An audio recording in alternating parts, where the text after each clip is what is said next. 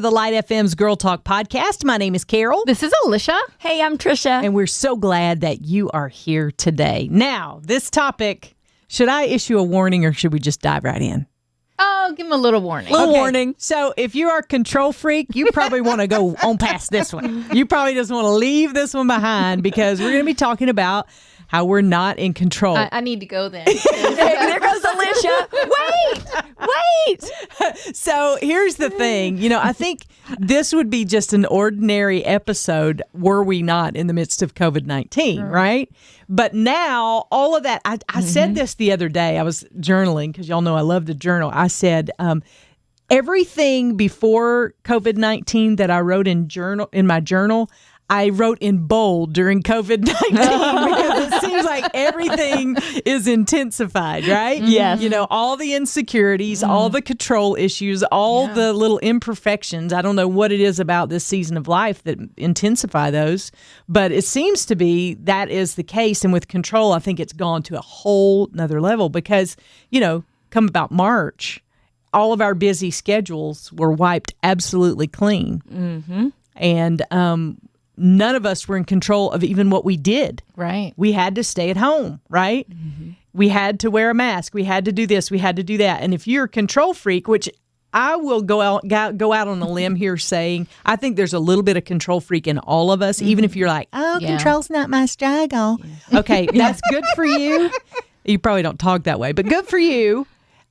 You are listening to this podcast so you can help someone else, I guess. I don't know. But I think there's a little bit of control freak in us all. Don't y'all? I think so. I mean, I am I like to control things. I like to know the path. I like to see, 10 steps, 20, 100 steps ahead. Yeah. I'm not good with not knowing where I'm going or what's happening. And I like to be able to make my own decisions. Right. Mm-hmm. And when that gets taken away, I find it's very stressful. So I'm going to ask a personal question because that's what I do. Just how have you been dealing? How have you been working through COVID? It's hard. Yeah. It's hard. Like, school for us was a big, we did have control over that decision, but during the summer, I didn't know what the options were going to be. Right. So that was zero control. And I just had to give it up and say, okay, well, I'm just not going to worry about it right now. I cannot let myself worry. I just have to let it go and we started praying for like school administrators and teachers and that they would prepare, government officials, that they would prepare the right plans. Yeah. And then based on that, we could make our own decision. Right. And, one of our children is going to school so that was me giving up control. I no longer control her day. Right. Yeah. Very, very hard. And I just had to go out on faith. Yeah. That she's going to be okay. They've got a lot of safety precautions in place, but that was a very hard decision, but it's best for her. It's what she needed. Well, and I think that, even farther feeding that control piece is that you don't know how long that's going to last. Like I've heard rumors of already, schools closing down and going all virtual. And so that takes away that piece of control. You have to be flexible right now. Right. What about you, Tricia? Where do you land on the spectrum? You control freak, or you control little, or you? No, I'm somewhere in between, but I certainly do like to have control. I like to plan because it makes me feel. It helps me cope with anxiety. I have anxiety about the future, but when I think I can control it by making a plan, then it helps lower that anxiety, but it's not true. I mean, it's all a hoax. It's an illusion. It's an illusion. Yeah. But a friend of mine said, part of what's making this so difficult and just challenging our mental health is that we don't know when it's going to end. It's like you're running a race that has no finish line. Mm-hmm. Every time you think you get to the finish line, they move the tape. That's right. I was going to say, or it keeps moving. It keeps moving. Yeah. So that's part of what's going on, and we're all kind of going through it. But it is challenging, this thought process in my mind. Like, if I can figure this out, if I can come up with a plan, I can make it better. Right. And it really isn't that way at all. So, just with the kids and with our own health, I went to something this weekend where it was the first time I was literally uncomfortable because people weren't wearing masks and they weren't really social distancing. Wonderful people. And I got up close to them because we were chatting, but I was wearing a mask and other people weren't. it's not about the mask, right? But in my mind, it was the first time that I felt really fearful, and I had to sit there and pray. Jesus, I need you right now. I can't. There's nothing I can do. I can't make this person put on a mask. I can't make my mask more effective. I don't even think the masks work all that well. I can't do anything but pray to you right now. And just, it was an acknowledgement that I am not in control, not even when I'm doing my part or trying to do the best that I know how. Yeah, that's so true. And here's the paradox that's happening in my mind right now, because both of you, you like control and you like to plan. I don't. You don't like control? Well, not that I don't like control. I don't like to plan. Okay. So flying by the seat of your pants should be like my sweet spot, right? So I should be thriving in this time. So what is wrong with me? That's a whole nother episode. But, I mean, but it's changing, though. Oh, that's true. Everything's changing. And so even if you are like that and you don't need to have that whole thing planned out, you kind of more take it day by day or whatever, tomorrow could completely change. Yeah. And everything is, I think that's what is extra frustrating right now. I am just trying I don't have a finish line. I think maybe next summer we may be back to kind of normal, but you hear trickles of things that, well, that's not opening and this isn't, and I'm just kind of like, okay. Yeah. Resign. We're having to submit in a way that we're not comfortable doing. And I'm reminded when I used to work in New York. Wait. Oh, yeah. Say that again. Yeah, I know. I'm writing to this. submit in a way that we're not used to. In a way we're not used to or comfortable with. We're having to submit to God and circumstances, knowing that they come through God in a way that we're not comfortable with, a way I'm not comfortable with. I'm writing that down. Alicia, you got that over there? I am. Okay. Well, it's reminding me of when I used to work in New York City. I worked at this mental health facility with people that were it was called the Jewish Board of Family and Children Services, and they were Jewish people from Russia that had come to New York and were working in this agency. And I was so amazed by them on many levels. But one thing that they always said was, God willing, I would say to them, it's Friday afternoon, I'm leaving, to go away. And I would say, have a great weekend. See you Monday. And they would say, God willing. And I would even say, could we meet next Tuesday? God willing. And so they wouldn't commit to anything without. And I don't know how much, it went from their mouth to their heart, but it's a really great way of looking at life. Here in the South, we say, if the Lord's willing and the creek don't rise. And the creek don't rise. That's right. That's You've right. heard that. But put that one in your book too, Alicia. But if you really get a hold of that, boy, it changes everything. And it really struck me a couple of times. I was like, well, that's crazy. But then I'm like, no, I'm the crazy one, and that's sane. Because it's so much truer. Yeah. You just don't know. Well, and it's like, is this time of not being in control trying to teach us something? Yes. Like, what are we learning during... I've learned that the Lord is covering my mouth for a very good reason. And probably I should wear a mask at all times. Even after COVID-19 is a thing of the past. I probably should still be wearing her mask. Yeah. Why is she still wearing a mask? Because she should not say some things. That is why she is wearing a mask. No, but it is true. I was giggling about that the other day. But I think it's true that God has covered our mouths with masks so we can look each other in the eyes. Mm-hmm. I mean, you have to look at people these days. You have to look. It's like, and listen. I think that's. I don't know if that's who I think it is, and pay attention. That's true. And you can tell. I mean, if you really take the time to look people in the eyes, you can tell a lot about where they're at. Yes.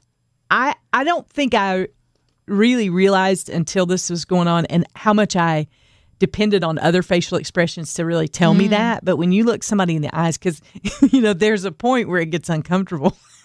You're looking at somebody in the eyes and they look down. Right? Like, stop looking at me. But especially with my teenager, I can tell a lot about where she's at by looking at her eyes. And so the other day I was just kind of writing in my journal. I was like, is that maybe what God is getting us to understand and maybe slow down, because we read so many other social cues. Well, we can behave our way through a situation and fake it and do, all sorts of circus tricks to make people think we're one way when we're the other way. But when you look in somebody's eyes, that's really telling. With the old phrase, the eyes are the window to the soul, I think for me, to look people in the eyes again has been very telling.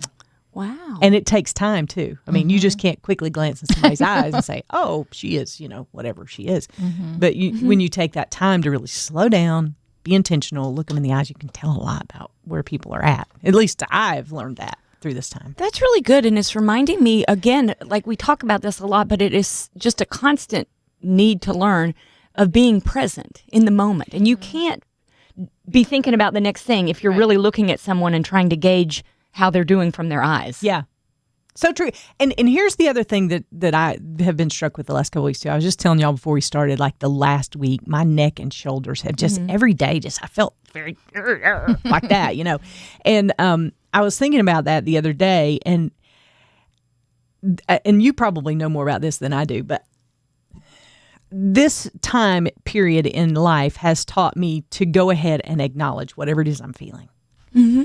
Before this, I would try to either explain it away or act like it wasn't there, or all number of things. But I am learning about myself that if I'll just go ahead and acknowledge, you know what, today I feel, I'm not sure why, but my anxiety, I feel really anxious about what it is today. If I'll go ahead and even say it out loud to the Lord, I find that he will give me a verse, or he will, in my journaling time, kind of reveal what that is about, because I have to spend time thinking about, why am I really anxious? I mean, what is this going on? You know, and you feel your shoulders drop, and you kind of take a deep breath and like, but I don't know why this time has been different for me, but really acknowledging, I was talking to a friend, she texted me and she was like, I don't want to know what our church thinks. I don't want to know what our pastor thinks. I don't want to know what you as a life group leader thinks. I just want to know what your opinion about this is.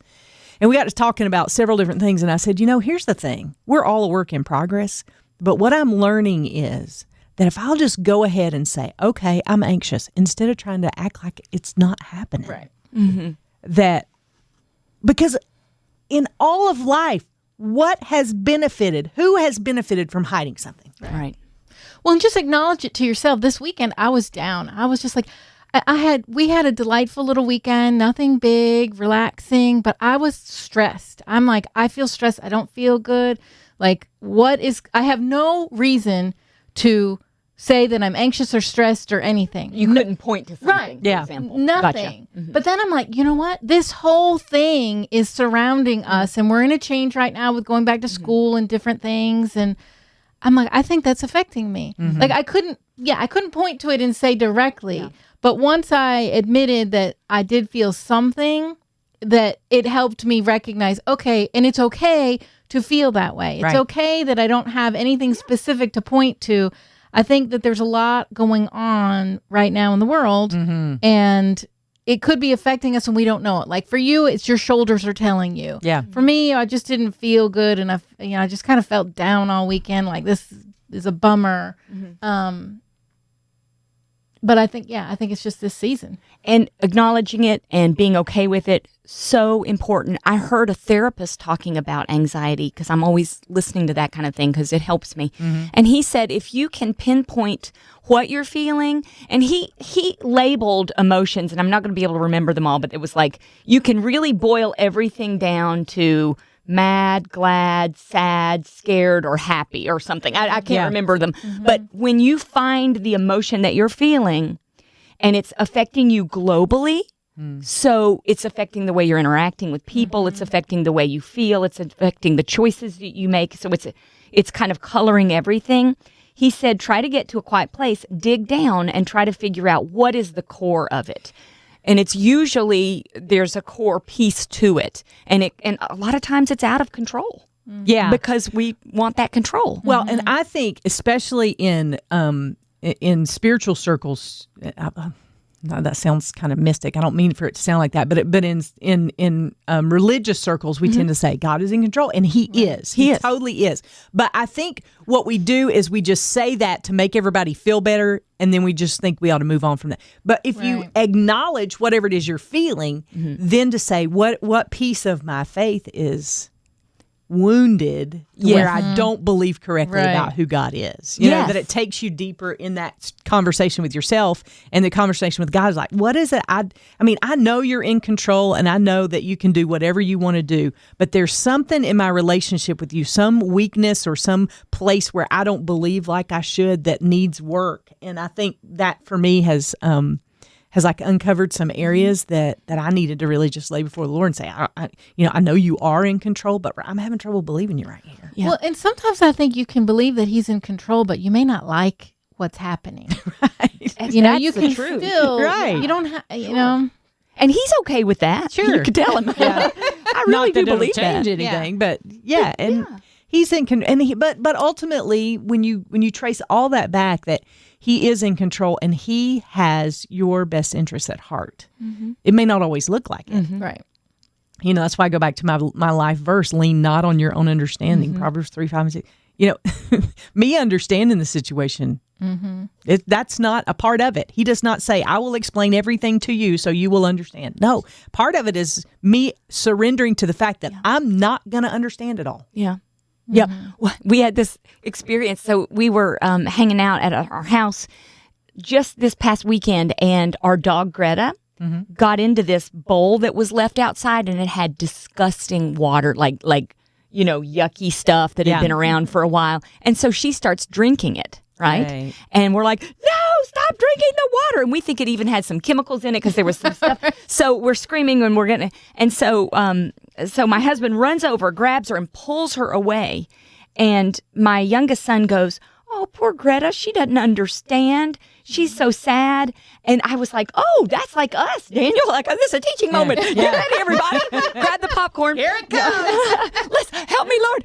But I said, that's like us, Daniel, because she doesn't know that water can hurt her. Yeah. She doesn't know that that's got chemicals in it and it's bad for her. She just sees water. She wants to drink it, and she doesn't understand why we pull her away from that. It feels cruel at that moment, but it's so much better for her. Yeah. And he was like, that's great. I love that.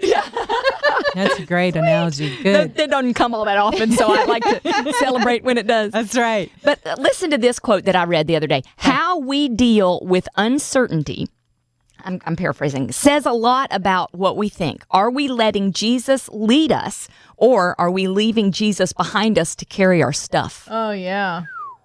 Right? Wow. I mean, he's there in Drop both the mic, scenarios. Well, I didn't come up with it. Somebody else did. Good. Yeah. But he's there in both scenarios, but are we comfortable letting him lead? Are we just like asking him to come our way, and he's there helping us, but he's not we're not allowing him to lead the way. Surrendering that. Yeah. Such good stuff. So I think we've come back around to acknowledge how you're feeling, and then kind of do some work with God. People who are like, the Christian life is so easy. I find the older I get, the harder it is. Yeah. Just because God keeps peeling back the layers and uncovering stuff. I'm like, doggone it, I thought I was done with that. No, you still got to deal with it. You still got work to do here. So uncovering, what it is really at the heart of that control issue. And is it something that you may have, believed about God that maybe isn't true? That's not the God of the Bible, that we've created in our own minds. And so getting down, doing that hard work, and then really, truly surrendering to his control. Because the truth of the matter is we're not in control. I hate to break it to you, but no matter what level of control you think you've had in your life, it was an illusion. And God is still in control. But here's the good news. He loves you. And he wants what's best for you. And we love you too. And we would love to hear from you on this topic. If you've got thoughts or ideas, check in on the Girlfriends of the Girl Talk Facebook page. You're also more than welcome. In fact, please email us, because we love to get your emails at girltalk@thelightfm.org. And let us know what you think. We would love to hear from you, and we would love to pray for you through it all. And we'll see you next time. We gather right here around these microphones for the next Girl Talk podcast.